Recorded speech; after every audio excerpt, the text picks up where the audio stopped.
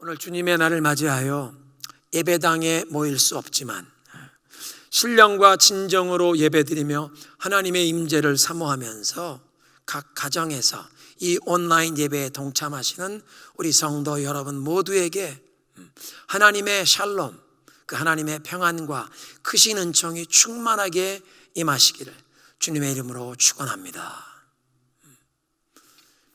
많은 성도들께서, 특별히 어르신들께서 우리 예배당에 오시지 못하신 지 벌써 몇 주가 되셨는데요, 이번 주에 교회 담장에는 벚꽃이 활짝 피었습니다.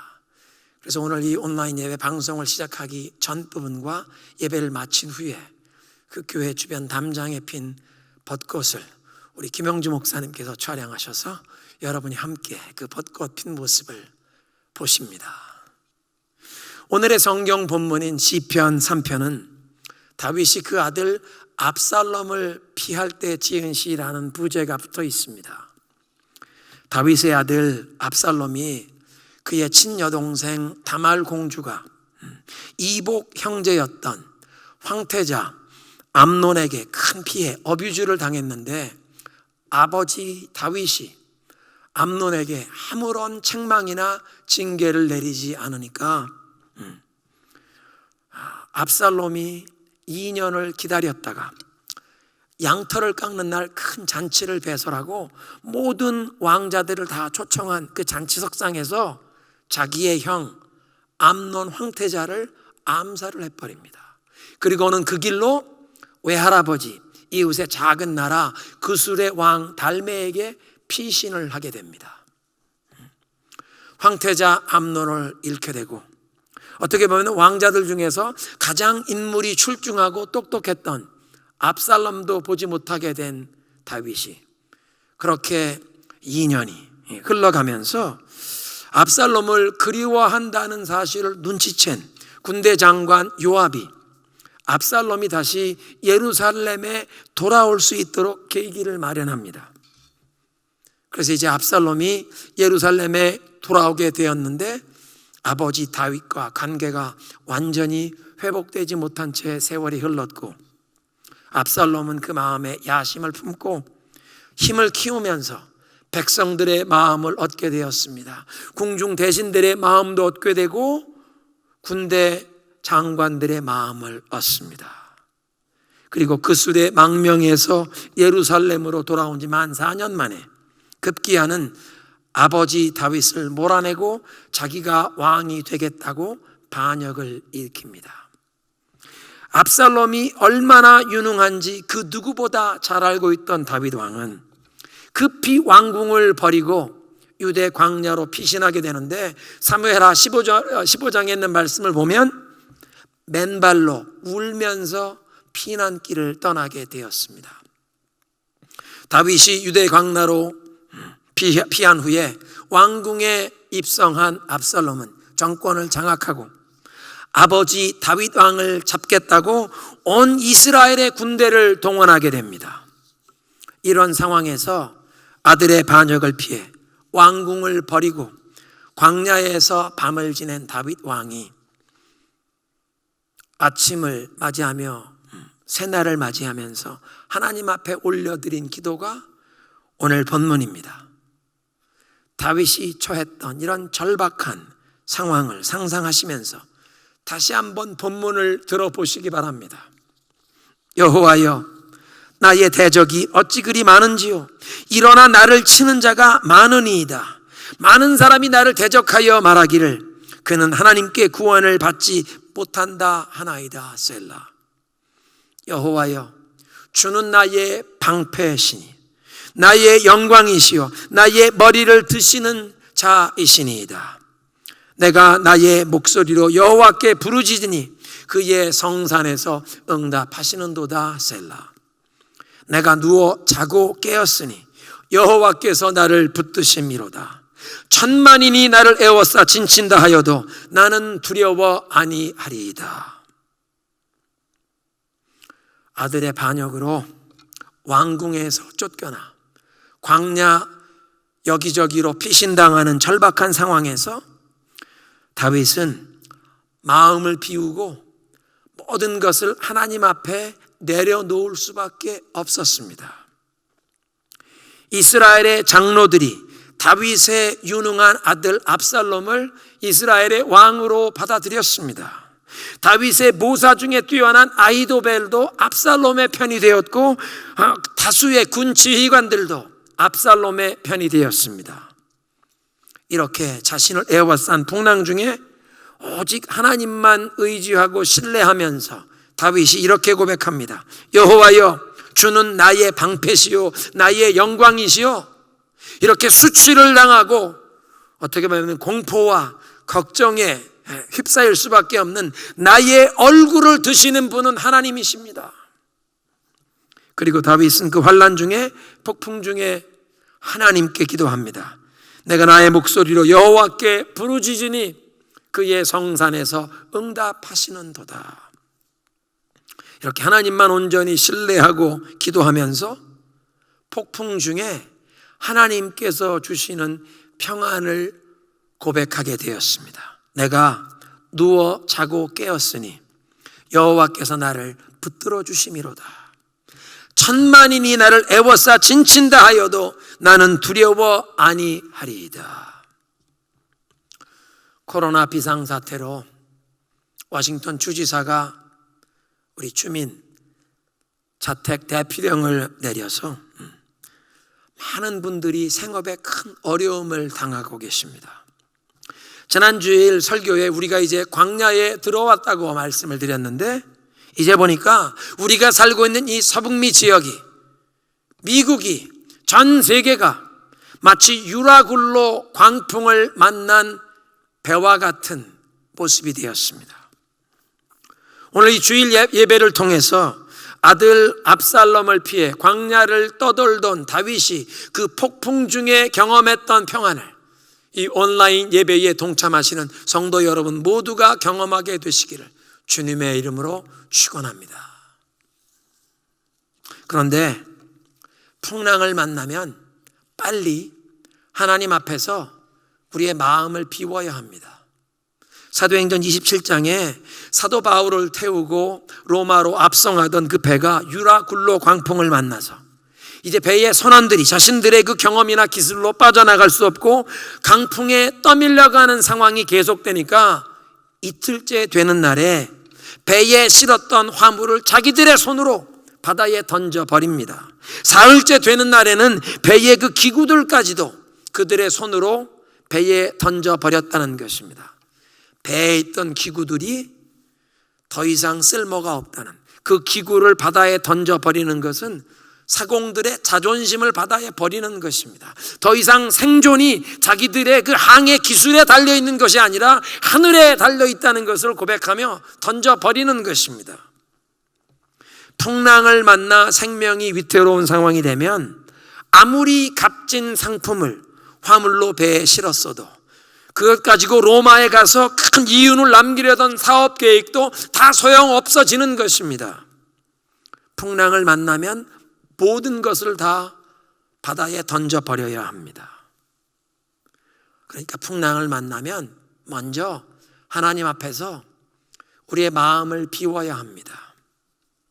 다윗이 폭풍 중에도 하나님이 주시는 그 평안을 경험하며 불안과 두려움에 에워싸일 수 있는 상황인데도 담대함을 고백할 수 있었던 배경에는 하나님 앞에서 마음 비우기가 먼저 있었습니다.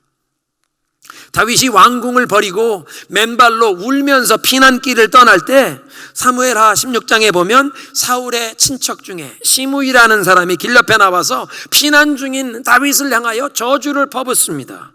그냥 저주를 퍼붓는 정도가 아니라 다윗과 그를 함께 따라가는 사람들을 향해 돌을 던지고 막 발로 먼지를 날렸습니다. 다윗을 저주하고 비방하던 그 시므이의 얘기를 들어보십시오. 이 영영 떠나가거라, 이 피빌리를 나는 살인자야, 이 불안당 같은 자야, 내가 사울의 집안 사람들을 다 죽이고 그의 나라를 차지했으니 이제 하나님께서 그 핏값을 내 머리에 돌리시는구나, 하나님께서 내 나라를 이제 내 아들 압살롬에게 주시는구나, 이 형벌은 너와 같은 살인자가 받아 마땅한 재앙이다, 떠나가라, 떠나가라.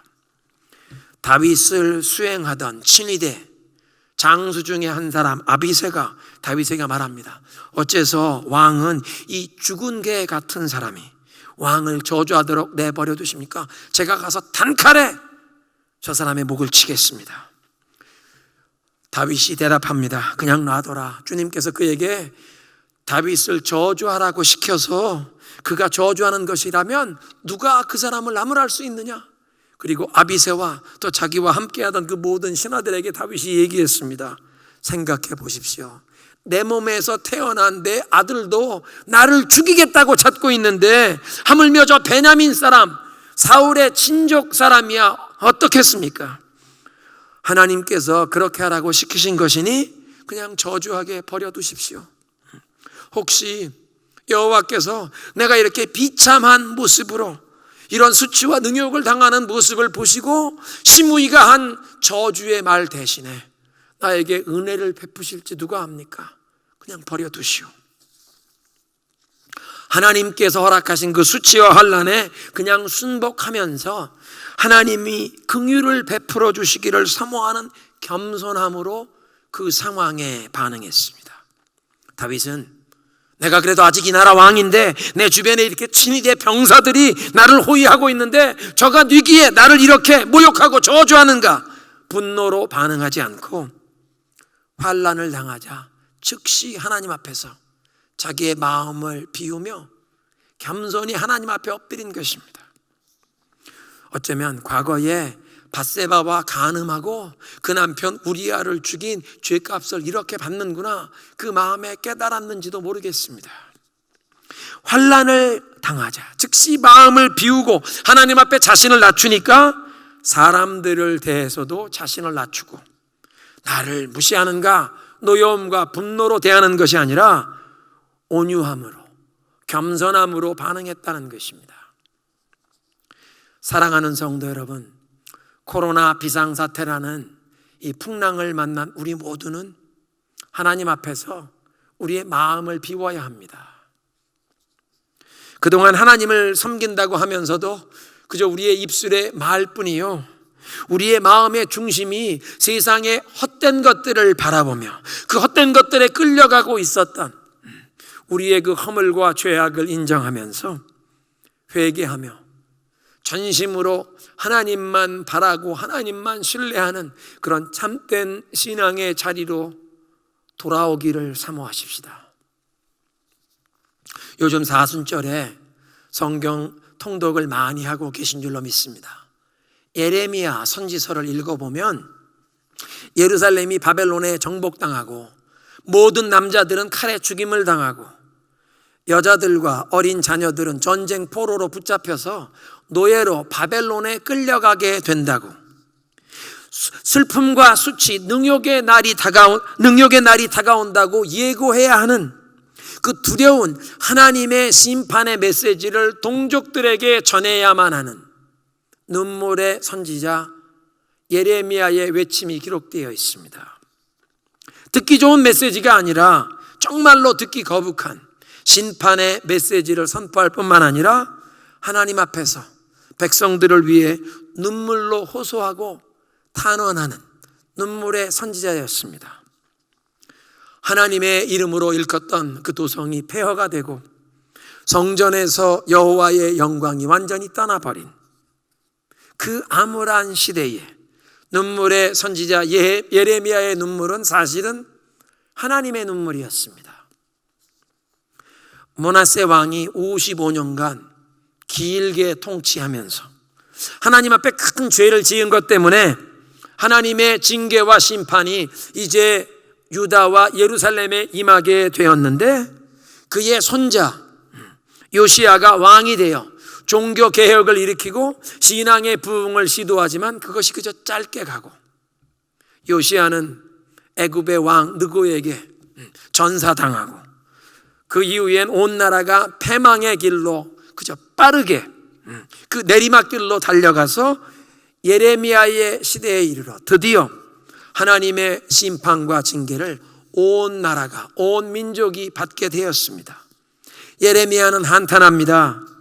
우리 조상들은 하나님 앞에 큰 죄를 지어 심판을 쌓아놓고 죽어서 떠나갔는데 이제 그 자손들은 남아서 조상들의 그 죄값을 받으면서 이런 수치와 능욕, 슬픔과 환난의 시대를 맞이했습니다. 조상들의 죄값을 예레미야 시대의 백성들이 치르게 된 그 큰 환난을 당하게 된 것이 우리 모두에게 경계와 교훈, 거울이 되어야 합니다. 우리 후손들에게 우리의 죄값 치르는 것을 대물림하지 않도록 이 코로나 비상사태라는 환난 앞에서 먼저 우리의 죄를 하나님 앞에 회개하며 청산해야겠습니다. 코로나 재앙 중에 회개의 메시지는 나 자신에게만 적용해야 하지 타인을 정죄하는 일은 삼가하십시다. 내 죄를 회개해야 하는 시간입니다. 그리고 이런 회개를 통해서 하나님께서 우리 가정에 치유의 은총을 베풀어 주시기를 구하십시다. 우리 주지사의 자택 대피 명령 때문에 많은 분들이 출입을 삼가고 계시고 또 우리 어린 자녀들과 학생들이 휴교령이 이미 내려졌기 때문에 많은 가족이 오랜만에 온 가족이 하루 종일 함께 시간을 보내야만 하는 그런 시즌입니다. 제 아내가 항암 치료를 받던 시절에 일산의 원룸 그 오피스텔의 그 좁은 공간에서 온 가족 4식구가 하루 종일 함께 지내보니까 서로 부딪히고 충돌하면서 오랫동안 쌓여있던 것들이 다 드러나는 시간이 되었습니다. 서울의 어떤 교회에 주일 설교를 부탁받고 그 설교를 준비하던 토요일 저녁인데 아들 호준이와 크게 말다툼을 하고는 그냥 고성으로 말다툼을 하고는 문을 꽝 닫고는 제가 일산 호수공원으로 나가서 밤 12시에 그 호수공원 벤치에 누워 하늘을 바라보며 하나님께 그렇게 고백했습니다. 하나님, 제 이 꼴이 무엇입니까? 하나님, 어떻게 이런 모습을 하고 하나님의 말씀을 대언한다고 설교자로 내일 교회 강단에 설 수 있겠습니까? 제 자신의 허물 많고 못난 모습을 솔직하게 대면하면서 호수공원 그 벤치에서 하늘을 향해 하염없이 눈물을 흘리면서 회개하고 참회하는 시간이 되었습니다. 오피스텔의 그 좁은 공간에서 온 가족이 서로 충돌하면서 함께 지내야만 했던 그 시간이 저희의 교만과 거짓이 깨어지는 시간이 되었습니다. 이번 코로나 비상사태로 온 가족이 함께 가정에서 댁에서 지내야만 하는 이 시간에 부부간의 대화도 더 깊어지고 부모와 자녀들 간에 더 가까워지는 계기가 된다고 말씀하시는 것을 들었습니다. 그런가 하면 제가 아는 어떤 어르신들은 이 코로나 때문에 교회에서 예배 드리지 못하고 많은 교회들이 인터넷 방송으로 주일 예배를 드리는 상황인데 주일 아침에 가정에서 가정 예배를 드려야 하는데도 각자 따로 예배를 드리신다는 얘기를 들었습니다.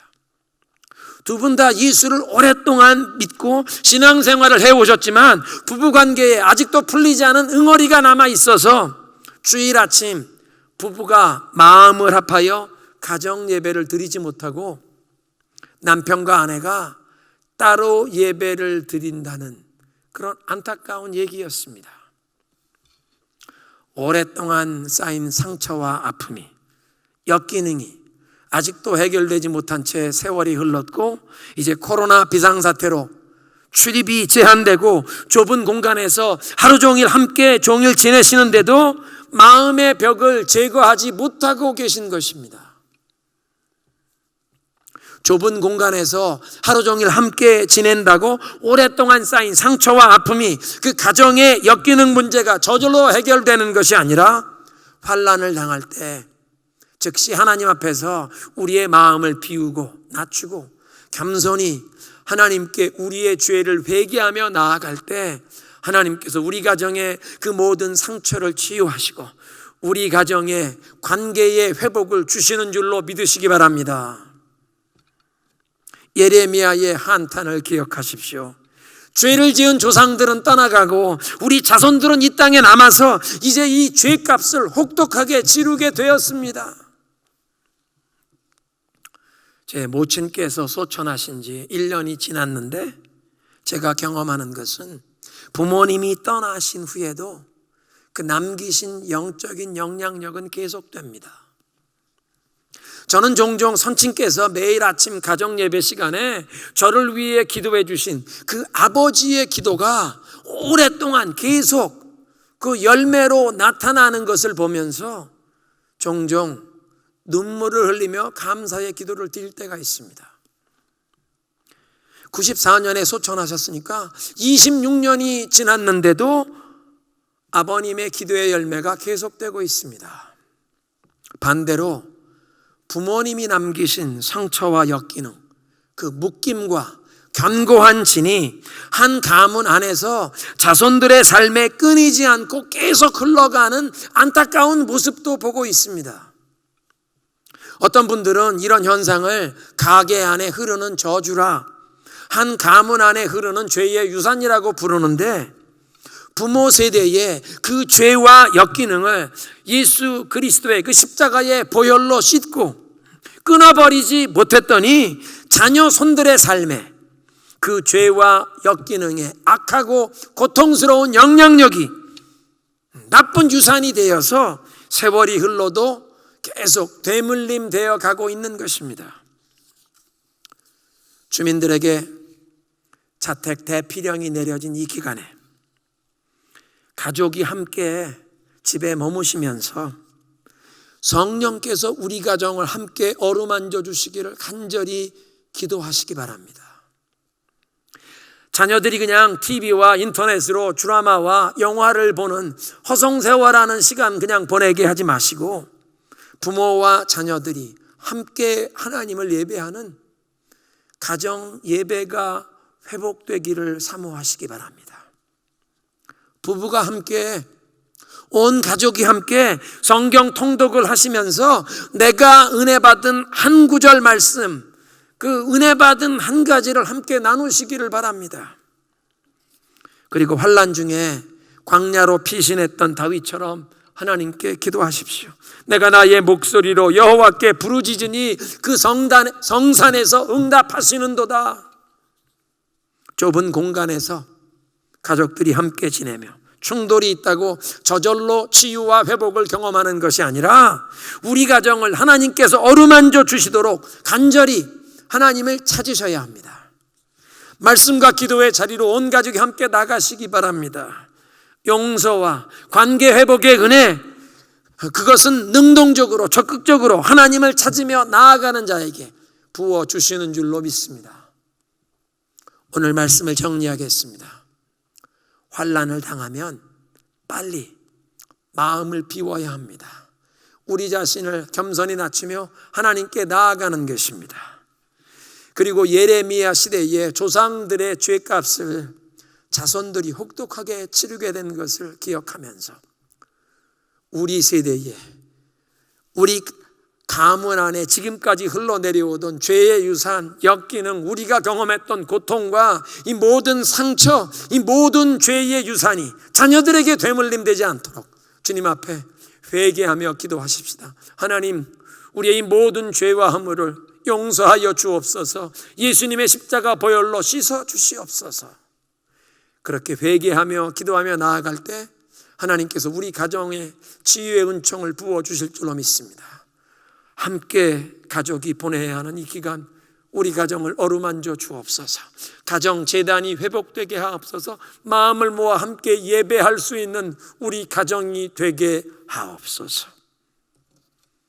그렇게 할 때 광야에 피신했던 다윗이 경험했던 그 폭풍 중에도 허락하시는 하나님의 평안을 우리 모두 누리게 되시기를 주님의 이름으로 축원합니다.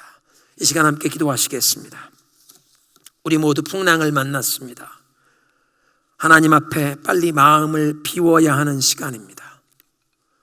무엇을 아직도 붙잡고 계십니까?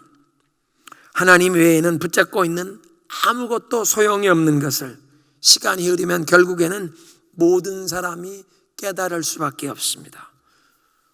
오늘 예배의 부름을 보니까 지혜도 용맹도 재물도 아무것도 자랑하지 말라.